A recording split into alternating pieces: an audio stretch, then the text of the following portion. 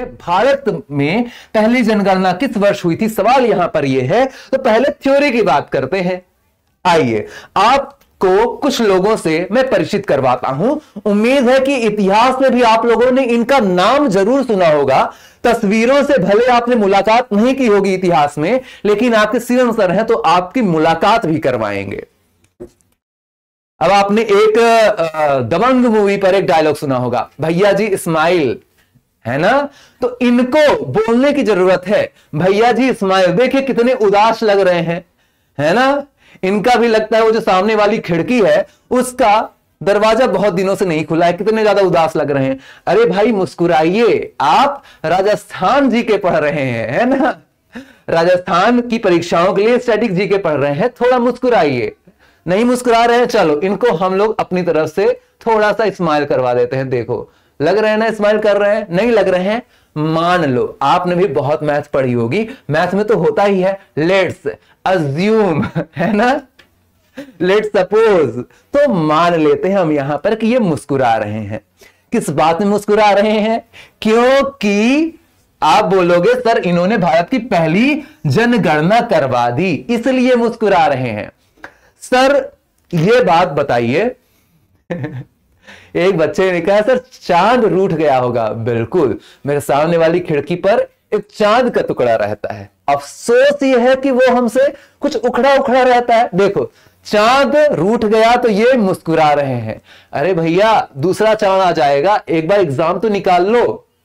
जगह जगह के चांद आएंगे। और जैसे आज की तारीख की अगर बात करते हैं तो तारीख कौन सी है, 8 अप्रैल है। और आपको पता ही है आज क्या है, आज सोमवती अमावस्या भी है। और अमावस्या के दिन क्या होता है, आप बोलते हो सर अमावस्या के दिन सूर्य ग्रहण भी होता है ना। और ये सूर्य ग्रहण भी बहुत बड़ा है ना। 50 साल के बाद लगभग इतना बड़ा सूर्य ग्रहण होने जा रहा है। ठीक है, सूर्य ग्रहण कब होता है, जब पृथ्वी सूर्य के बीच में चंदा मामा आ जाते हैं, है ना। तो इनको कोई बताओ चंद्रमा यही है, बस एक बार एग्जाम निकाल लो। अभी तुमसे उखड़ा इसलिए हुआ है क्योंकि तुमने एग्जाम नहीं निकाला हुआ है, पैसे नहीं कमा रहे हो, अपने पैरों पर खड़े नहीं हो, है ना। इसलिए अभी चांद रूठा हुआ है। जल्दी से सिलेक्शन ले लीजिए। आपके मम्मी पापा को भी आपके ऊपर बहुत ही गर्व होगा। आप जिस स्थान पर रह रहे हो उस स्थान को भी आपके नाम से जाना जाने लगेगा कि ये देखिए अरे यहीं का हमारे पड़ोस का एक लल्ला रहता था, पढ़ने में बड़ा ही पहले कमजोर था, लेकिन हमें पता था कि एग्जाम ये जरूर निकालेगा, हमें इसके चेहरे से दिखता था। हाँ भैया आप ही तो भविष्यवाणी करते हो। चलिए कोई दिक्कत नहीं, रिश्तेदारों की बात है, पड़ोसियों की बात है, चलता रहता है। हम लोगों ने यहां क्या बात की, ये भाई साहब मुस्कुरा रहे थे, कुछ ज्यादा ही मन मन में मुस्कुरा रहे थे क्योंकि पहली जनगणना इन्होंने करवा दी। इसके बाद भारत की पहली नियमित जनगणना, आधिकारिक जनगणना। सर नियमित आधिकारिक क्यों, ये वाली जनगणना एक ट्रायल था। ट्रायल बॉल होती है ना, प्रैक्टिस मैच, ये प्रैक्टिस मैच था, पायलट प्रोजेक्ट। फिर इसमें जितनी रियासतें वगैरह छूट गई थी तो कुछ रियासतें इसमें भी छूटी, लेकिन यहां से एक चीज फिक्स कर दी गई कि अब हर 10 साल में जनसंख्या होगी। और इसी कारण आप याद करिए, आप दशकीय वृद्धि दर पढ़ते हो, दशकीय वृद्धि दर पढ़ते हो, डेकेडल ग्रोथ रेट पढ़ते हो, है ना। क्या आपने पंचवर्षीय वृद्धि पढ़ी है, वो तो आपने CISI में पढ़ी होगी, चक्रवृद्धि ब्याज साधारण ब्याज वाले चैप्टर में पढ़ी होगी, जनसंख्या वाले चैप्टर में नहीं। इकोनॉमिक्स में आपने 5 ईयर प्लान जरूर पढ़ा होगा, है ना। लेकिन यहां पर आप दशकीय वृद्धि पढ़ोगे क्योंकि जनगणना हर 10 साल में होती है, ऐसा निर्धारित किया गया था 1881 के बाद से ही। तो 1872 वाली जनगणना इनके समय में लॉर्ड मेयो, और ये दाढ़ी वाले बाबा लॉर्ड रिपन, इनके शासनकाल में पहली नियमित या आधिकारिक जनगणना शुरू हुई थी। ठीक है, अब सर ये बता दीजिए, मुझे बड़ा ही ज्यादा कंफ्यूजन है कि ठीक है जनगणना होती क्यों है। जनगणना होती है अच्छी बात है, लेकिन होती क्यों है, क्यों इतना जरूरी होता है जनगणना करवाना? अब मानिए आप जब छोटे बच्चे थे, जब बड़ी शरारत करते थे, आपका हुआ बर्थडे, आपने अपनी मम्मी को बोला कि मम्मी मेरा दोस्त आएगा। उसके बाद आप अपना फोन को एरोप्लेन मोड पर डालकर घूमने चले गए। अब मम्मी ने सोचा दोस्त आएगा, बस इतना बोल के गया है लल्ला, तो कितना दोस्त आएगा अब मुझे पता नहीं है, फोन लगा लेती हूं, फोन आपका बंद बताया। तो मम्मी ने अपने हिसाब से बोला कि 3-4 दोस्तों का नाम लेता है, चलो मैं 10 दोस्तों के लिए पिज्जा मंगा लेती हूं। अब मम्मी ने पिज्जा तो मंगाए 10, लेकिन दोस्त आ गए आपके क्लास के पूरे, आ गए कितने, 50 बच्चे आ गए। अब मम्मी ने क्या किया, मम्मी थोड़ा समझदार रहती ही है सबकी, है ना, तो मम्मी ने उस पिज्जा के स्लाइस को बराबर डिवाइड कर दिया, तो खाना पीना तो सबको हो गया। लेकिन इन दोस्तों के जाने के बाद आपकी जो सुताई हुई है फ्लाइंग चप्पल से, बर्थडे के दिन आपका स्वैग से स्वागत हो गया। ठीक है, ये तो फर्स्ट कंडीशन हुई, जब खाना कम है, खाने वाले ज्यादा। दूसरी कंडीशन क्या, आप अब बड़े बच्चे हो गए, अब आप बड़ी शरारत करते हो, है ना।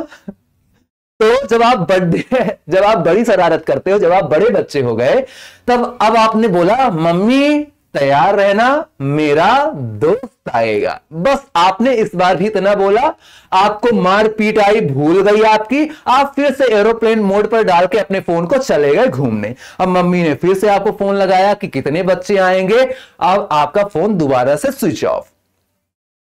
अब मम्मी ने फिर से 50 बच्चों के लिए यहां पर प्रबंध कर लिया। पिछली बार 50 बच्चे आए थे, है ना, लेकिन इस बार आप सिर्फ अपने एक दोस्त को लेकर गए। समझ रहे हो ना किसको, वही सामने वाली खिड़की पर जो चांद का टुकड़ा रहता है, सिर्फ एक दोस्त को लेकर गए। अब मम्मी ने उनके सामने तो कुछ नहीं बोला कि चलो किसी और के सामने मारना पीटना अच्छी बात नहीं, लेकिन 49 लोगों का खाना बेकार गया।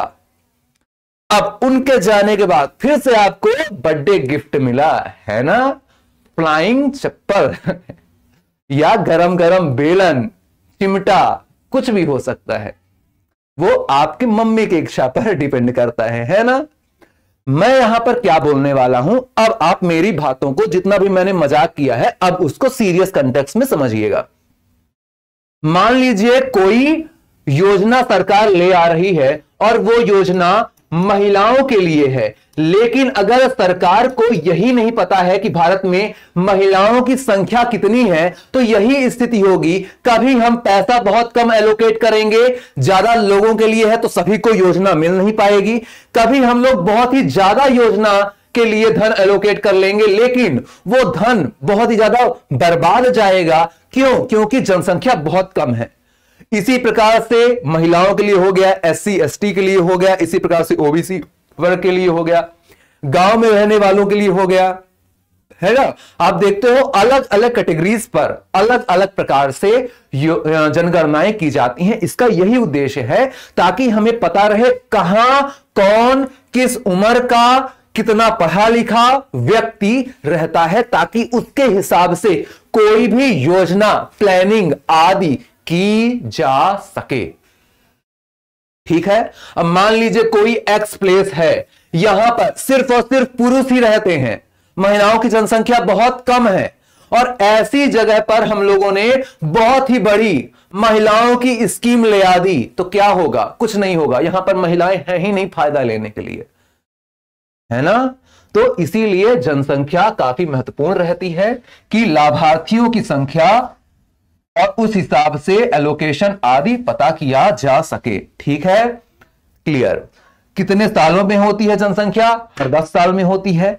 जनसंख्या कराने का दायित्व किसका होता है? आप बोलते हो संघ सूची का होता है। आपको पता है हमारे संविधान में सूचियां, शेड्यूल कितनी? 12 अनुसूची, 12 शेड्यूल। 12 शेड्यूल में आपको याद होगा 7वीं अनुसूची, 7 शेड्यूल। 7 शेड्यूल में 3 चीजों के बारे में लिखा हुआ है। क्या क्या? एक संघ सूची, एक राज्य सूची। ये आउट नहीं, ये तो 6 है, लेकिन एक हाथ नीचे कर रख दिया तो आउट, है ना।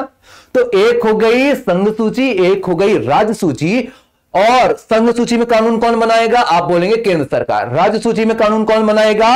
राज्य सरकार। और एक हो गई समवर्ती सूची। समवर्ती सूची पर कानून कौन बनाएगा? दोनों सरकारें। ठीक है, तो जो जनगणना करने का कार्य है वो संघ सूची का अर्थात यूनियन का कार्य है। लेकिन फैमिली प्लानिंग मतलब बच्चे 2 हों, हॉस्पिटल सर्विसेज, ये सारा जो कर्तव्य है यह परिवार नियोजन कहलाता है और यह समवर्ती सूची का है, मतलब कॉन्क्रीट लिस्ट का है, मतलब इस पर दोनों सरकारें कानून बना सकती हैं।